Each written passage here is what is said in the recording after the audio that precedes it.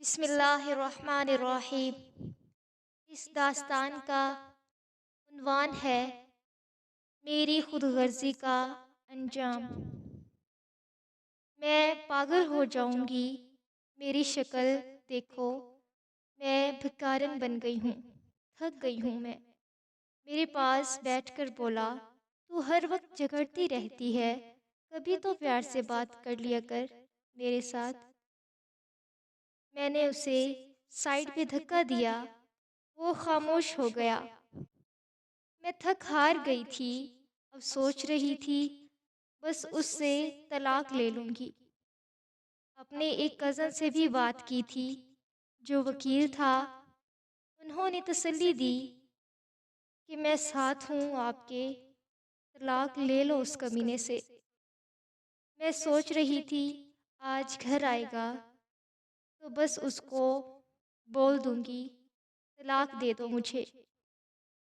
میں انتظار کر رہی تھی، وہ رات 10 بجے آیا، بچے سو رہے تھے، دونوں بچوں کو پیار کیا، پھر چارپائی پہ بیٹھ کر مجھے آواز دی، خالدہ مجھے روٹی دے۔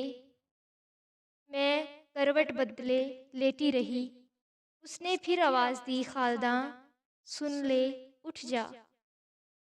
میں چپ رہی، وہ پاس آیا، مجھے دیکھا، میں نے آنکھیں بند کر لی، مجھ پہ کمبل اوڑھا اور بولا تھک جاتی ہے سارا دن۔ پھر کچن میں گیا، کھانا دیکھنے لگا، کچھ بھی نہیں تھا کھانے کے لیے۔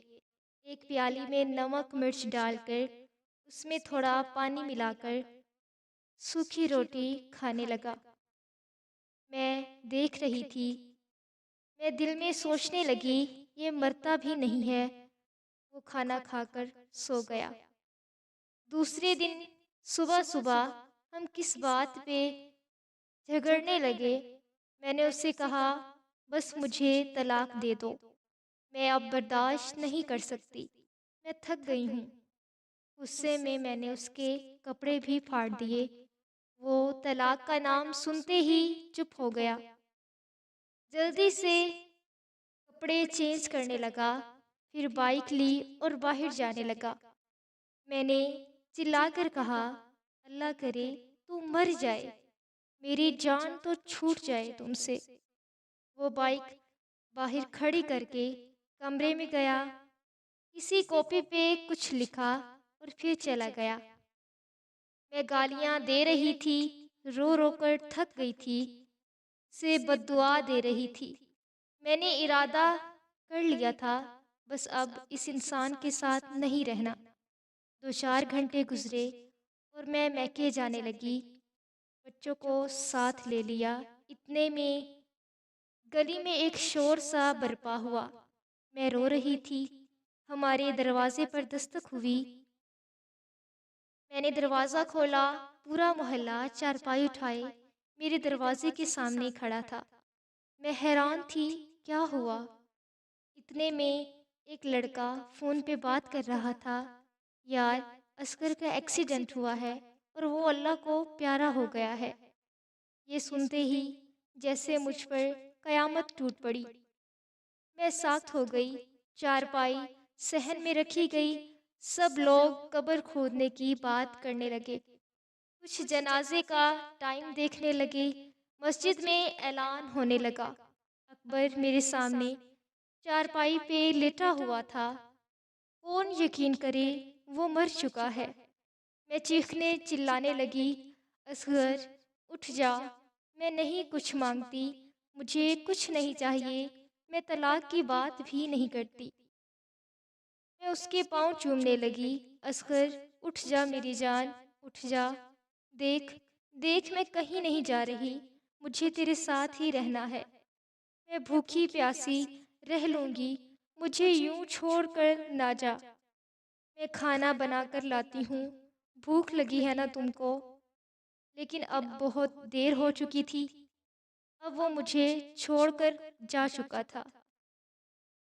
میں چیختی چلاتی رہی، لیکن وہ منہ مٹی تلے جا سویا۔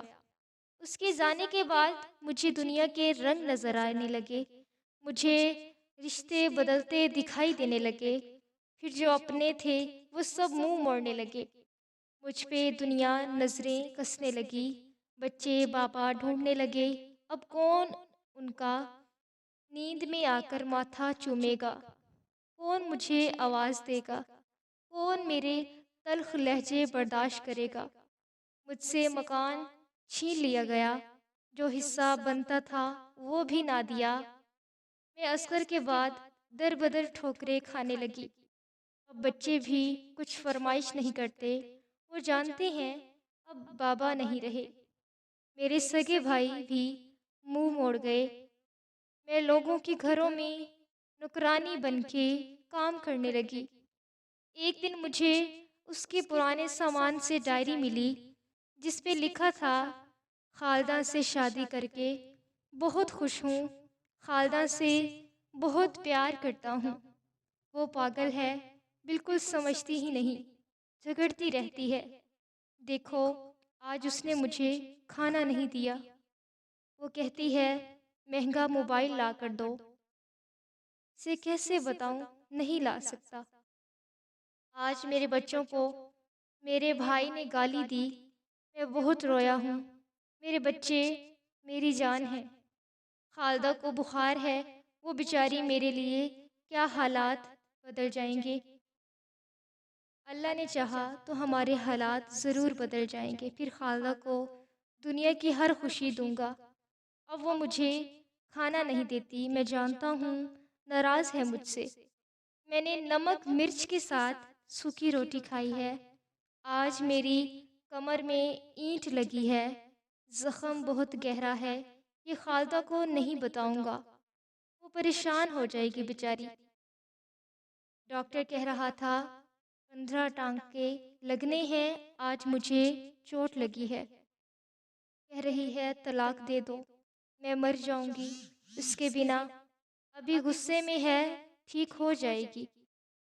میں ڈائری کو سینے لگا کر چیخ چیخ کر رونے لگی۔ ہم سفر تو ہم سفر ہوتا ہے نا، وہ جیسا بھی تھا میرا سایہ تھا، میری ڈھال تھا۔ اس کے بعد زمانے کی ٹھوکریں کھا کر سمجھی ہوں اس کے ساتھ میرے دونوں جہاں تھے۔ تھک ہار کر گھر آتی ہوں، اب ٹوٹ گئی ہوں۔ میں بچوں کی خاطر زندہ ہوں بس، ورنہ کب کی ختم ہو جاتی۔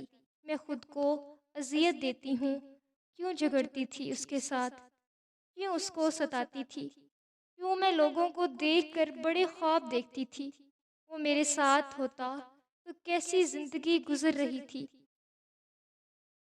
کیا میں بخشی جاؤں گی، اللہ مجھے معاف کرے گا۔ میں مشکل وقت میں اس کا سہارا، اس کی ہمت نہ بن سکی۔ میں مطلب پرست لالچی ہو گئی تھی۔ اب تو اکثر لوگ میری مدد کرتے ہوئے میرے جسم کی بات کرتے ہیں۔ سب عورتوں سے ہاتھ جوڑ کر اپیل کرتی ہوں کہ پیسہ ہم سفر کے سامنے خاک بھی نہیں ہے۔ لالچ اور بڑے بڑے خواب کی تمنا میں لوگوں کی نوکرانی نہ بن جانا۔ شوہر اگر ایک وقت کی روٹی کھلائے تو مسکرا کر سینے سے لگ جانا۔ خدا کی قسم، زمانے کی لاکھ تلخیوں کو وہ تمہاری خاطر اپنے سینے پہ برداشت کرتا ہے۔ پلیز اگر کوئی بہن اپنے شوہر سے بیزار ہے تو وہ خود سمجھ جائے، اس سے پہلے کہ آنسو اس کا مقدر بن جائے۔ ملیں گے ایک نئی داستان کے ساتھ، تب تک اپنا بہت سارا خیال رکھیں۔